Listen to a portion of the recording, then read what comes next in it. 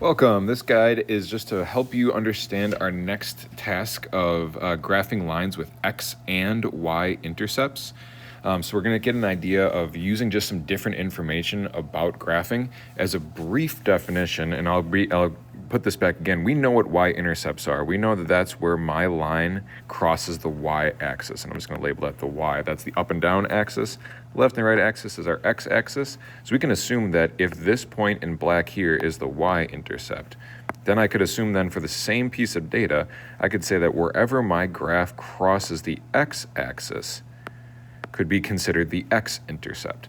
And now if I have two data points, let me just get a line here quick, I can connect those 2 points with a line, and I have a linear relationship. So as long as I know my 2 points, I can make a line, and if I understand where my data crosses the y-axis and the x-axis, I have enough information. So we're going to kind of process through what we can do in order to find and kind of adapt to new and different circumstances, and how to graph and how to write equations and how to get all those things by using just the x and y intercepts. So new words, there we go. New word would be that x-intercept, and just thinking about what we know about y's, wherever your data crosses the x-axis would be an x-intercept. So where we were graphing lines with slope and y-intercept. As we were looking at stuff like this, we were seeing that slope would be 1/4 if I gave that to you, and that y-intercept would be 3. We might see that in an equation, y equals 1/4 x plus 3.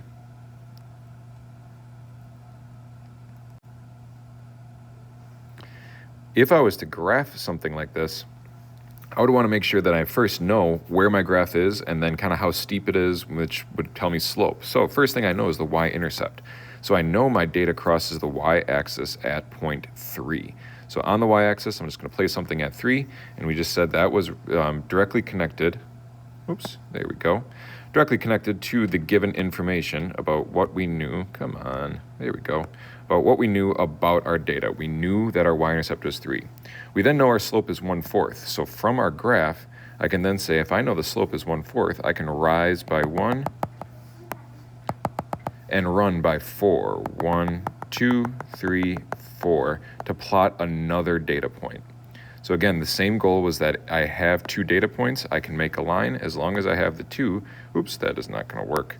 As long as I have the 2, I can connect them with a line. So as long as I have 2 data points, I have enough pieces of information in order to graph. Once I have, and I keep moving stuff around, let's just keep it like that. Once I have those pieces of information and I knew my slope and my y-intercept, I could graph that information. That's going to change once we kind of take away or change some of the information given to you, knowing that you still can produce a line, still produce something linear, still write an equation from it. So the common thread between where we were and where we're going is the idea about 2 data points. So I'm just going to kind of show here from what we just talked about slope-intercept equations. You had point 1 from your y-intercept. Point 2 was found, just like I showed on that last slide, to use your slope to navigate to your new point from the y-intercept. So I started at my y-intercept, used my slope to get to a brand new point. Once I had 2 data points, I had a graph. We won't always have all of this information in order to do this method up here. So we're going to use other methods to calculate 2 data points. Again, once I have 2 data points, I can make a line, I can make a graph.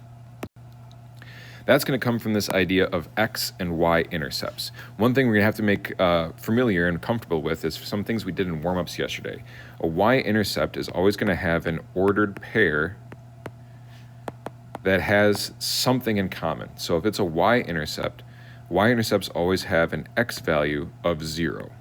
So we would kind of represent that with 0y, because the y value can change wherever it's going to cross that y-axis. What's true about every single y-intercept? It has an x value of 0. The exact opposite is true about x-intercepts. Their ordered pair has the exact opposite in common. They have an x value and then 0 as the y.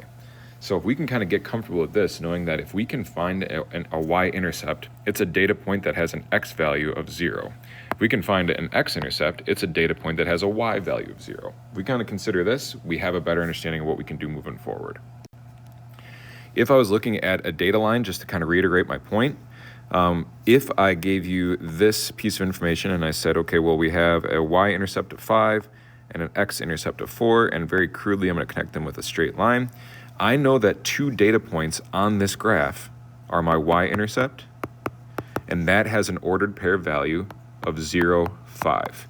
I went over 0 on my x-axis, and I went up 5 in order to plot that data point. I know my x-intercept has a value and has an ordered pair of 2, 0. I went over 2 on my x and up 0 on my y. So that's how I got to that data point. So we kind of get this idea that if we know that our y-intercept crosses the y-axis, so if we're okay getting that idea that once we know what a y-intercept is, we know it has an x value of 0. Once we know what a x-intercept is, we know it has a y value of 0. We can really open up some different doors about how to understand what to do with graphing. This comes to some of our samples and some of our sample problems and homework for the day. So the goal is that we're going to take information, plot the y-intercept, plot the x-intercept, and then we have our graph. One thing we should feel comfortable with is we should have a good understanding of most equations finding the y-intercept. What's going to be new is finding the x-intercept. So here, I'm just going to go over some of the data that we have from our books. And again, you have this in your book too. Remember that when you're, if you want to open up that digital textbook, anytime you see this purple tutor button, you click on that in the digital textbook, it'll give you a guided video about how to do a problem like that example. So it's really quickly to express these things that I've said already. The x-intercept of a line is the x-coordinate of the point where the graph crosses the x-axis. Since any linear equation can be graphed using 2 points, you can use the x and y-intercepts to graph an equation. Big thing in this one, where it crosses the x-axis, knowing that the y value will be 0. So state the x and y-intercepts of the equation y equals 1.5x minus 9, then use the intercepts to graph. Really briefly, we're just going to get an idea about where we kind of find and how to graph those points. First one, we have it in slope-intercept form. 1.5 represents our slope, negative 9 represents our y-intercept. We know that based off slope-intercept equations, so I know that my y-intercept is negative 9. So on the graph, they started right there, and it's just based off of background information. One way to prove that is y equals 1.5x plus negative 9. We know that a y-intercept has an x value of 0. So we can just plug in 0 in for x and then solve for y. So y equals 1.5 times 0 plus negative 9. That's 0 plus negative 9 equals negative 9. So your y-intercept is negative 9 based off of that proof, knowing that it has an x value in its ordered pair of 0. If we look at the other, this is where it kind of comes in a little bit more complex or something different. It's proving the x-intercept. To find the x-intercept, let y equal 0. So if you won't go from the original base equation, they just replace the letter y with a 0. So now it reads 0 equals 1.5x minus 9 instead of y equals 1.5x minus 9. From there, they just did some baseline manipulation and solving for x in order to work it through. If you're not really following what they're doing here, I'll show it and I'll kind of guide you through. 1.5x minus 9 equals 0. The first thing they did in this addition property of equality is they added 9 to both sides of the equal sign. Remember, their goal is to get x isolated. So they need to eliminate the subtraction of 9 and the multiplication of 1.5. In order to cancel out the subtraction of 9, add 9. Then what's going to be left over is 9 equals 1.5x. Now in order to get x isolated, we need to divide by 1.5 on both sides in order to isolate x to cancel out the multiplication of 1.5. That's where they got this answer of 6 because 9 divided by 1.5 equals 6. On the graph, that's where this data point comes in. We now found that when y is 0, x was 6, meaning that was the x-intercept. So we plugged in 0 for y, solved for x, and that's how we knew the x-intercept. We had 2 data points, we were able to graph. Some sample problems we're going to do together, or I'm going to show you just really quickly how to do, are going to kind of come from slope-intercept form. So I'm going to run through both, even though you might see the y-intercept right away. I'm going to graph the y-intercept. Let's see, we have it by 2, so 2, 4, 6. So that means our y-intercept is 5 for the first one. And that's just me knowing the slope-intercept. I can prove it too by saying the y-intercept is when the x value is 0. So y equals negative 1/3 times 0 plus 5. 1/3 times 0 is 0. Plus 5 equals 5. So therefore, that's why I knew my y-intercept was 5. Then I'm going to go through and I'm going to solve for my x-intercept for the same equation. So in this one, I know that x-intercepts have a y value of 0. So I'm just going to replace y with 0, negative 1/3 x plus 5. So now I need to isolate for x, get x all alone by itself. In order to do so, I'm going to subtract 5 from both sides. That cancels out the addition of 5. Negative 5, rewriting my equation, equals negative 1/3 x. In order to get x by itself, I need to cancel out the multiplication of negative 1/3. So I'm going to divide by negative 1/3. In order to solve that, I need to work this through. I'm going to do this over on the side. Negative 5 divided by negative 1/3 is the same as keep, switch, flip. Negative 5 times 3 over negative 1. And now I can just multiply straight across. Negative 5 times 3, negative 15 over negative 1. Since I can kind of just throw that over 1, that equals positive 15, because a negative divided by a negative is a positive. So I know that my x-intercept, so that x is equal to 15. So I know that my x-intercept has to be at 15. So this is 12, this is 14, 15 belongs right there in between 14 and 15. Now I can just connect, and I don't have a straight line, so I'm just going to use my best straight arrow to connect. I can get my idea for my, my graph based off of that information. I'm going to do the next one here really quick, and then I'll show you one other sample before I cut you loose. This one comes from letter B, which will tell us y equals negative 3/2 x plus 3. I know my y-intercept right away based off of previous information, but again, I'm going to prove it. Y equals negative 3/2 times 0 plus 3. We know a y-intercept has an x value of 0, so I'm just substituting in 0 for x. 0 times negative 3/2 is 0, plus 3 equals 3. That's how I knew to put a dot right there at 3. Now I need to solve for the x-intercept in order to graph and get my 2 data points. So something I can do is, knowing that an x-intercept has a y value of 0. So again, anything that crosses this x-axis has a y value of 0. So I'm just going to rewrite my equation by substituting in y. Instead of y, write 0. 0 equals negative 3/2 x plus 3. I need to isolate for x. So I'm going to subtract 3 from both sides. And then rewrite negative 3. Let me get this x out of here to give more space. Negative 3 is equal to negative 3 over 2x. Now I just need to isolate away that last piece for x. So I'm going to divide by negative 3/2. Again, canceling out the multiplication of negative 3/2 from x by dividing, using that opposite operation. I'm going to do the same thing over on the other side, and now I just need to solve negative 3 divided by negative 3 over 2. Keep, switch, flip for dividing fractions. Negative 3 times 2 over negative 3. If I want to put them both in fractions, I can do that. Multiply straight across. Negative 3 times 2 is negative 6. 1 times negative 3 is negative 3. And then now I get a final answer of negative 6 divided by negative 3, positive 2. So my x-intercept is positive 2. And now if I go back to my graph, I can place that x-intercept at positive 2, knowing that when y was 0, x equaled 2. Now I can just connect my ideas with my line, and I'm good to go. So again, thinking about how we can find 2 data points, and in order to use those x and y intercepts. If you saw these equations, you could use point slope form too, but we're getting comfortable with other methods for when I change things up, like now. So now we might see other information in what's called standard form. We might practice standard form as we continue to go, but you might have data represented in different ways where we don't see a slope, we don't see a y-intercept. This is where we can use both intercepts in order to get there. So in our sample problem, we have Malden Middle School wants to make $4,740 from yearbooks. Print yearbooks X costs $60, and digital yearbooks Y costs $15. This can be represented by the equation 60x plus 15y equals 4,740, thinking that it's 60 for every print yearbook, so 60 times x, however many they sell, 15 for each digital, so 15 times y, and they want to make 4,740, so that's what they want their cost to equal. 60x plus 15y equals 4,740.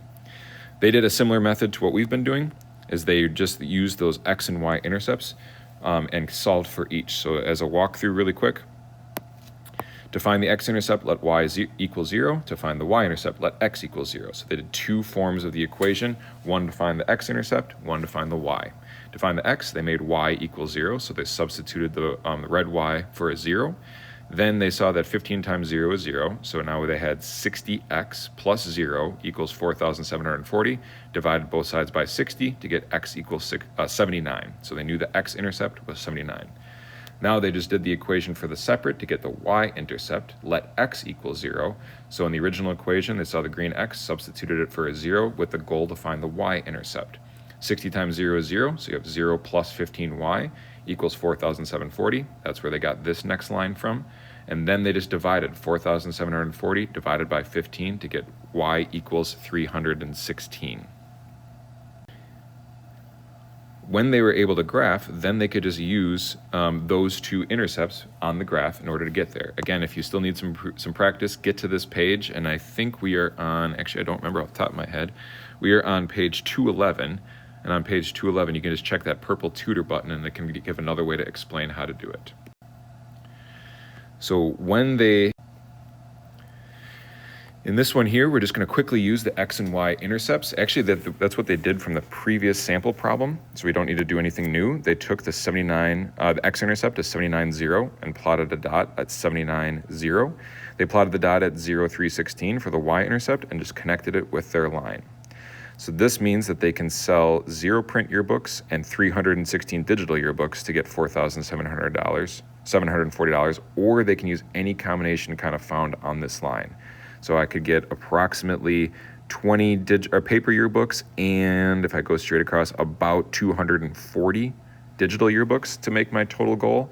I could get 60, looks like about 60 yearbooks and maybe 75 digital in order to get my goal. So if I look at any data point on this line, I can get an idea about what I need to sell from both print and digital in order to get to my goal. Our final problem here is Mrs. Davies spending $230 on lunch for class, or excuse me, Mr. Davies for his class. Sandwiches cost $6 and drinks cost $2.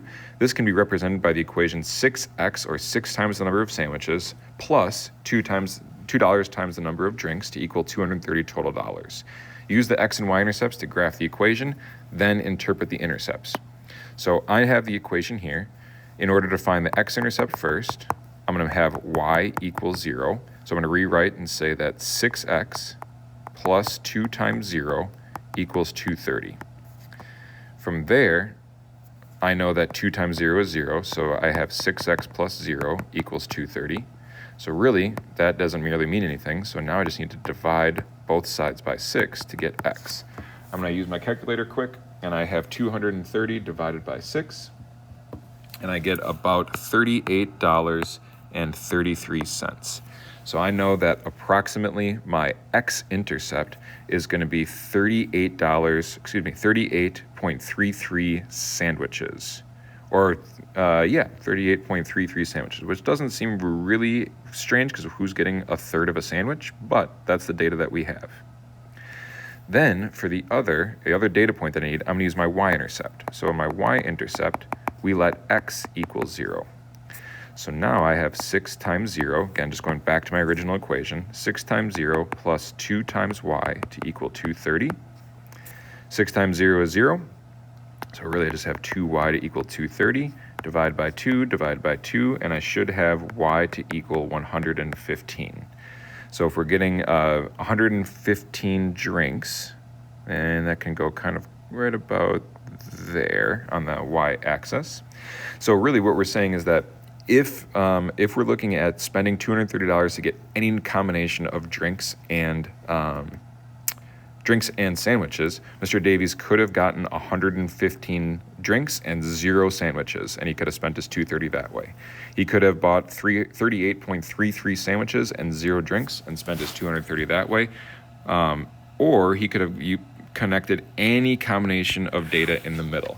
So again, just kind of interpreting what we're seeing here, he could have bought 10 sandwiches, and that would be approximately 85 drinks. He could have bought 25 sandwiches and 40 drinks to get to his 230 total. So again, every point along that line shows a different combination of drinks and sandwiches to equal $230. Using x and y intercepts to graph 2 points, thinking about finding just ways to graph using 2 points, use this video and this homework to think about how you can find those 2 data points to graph your equations.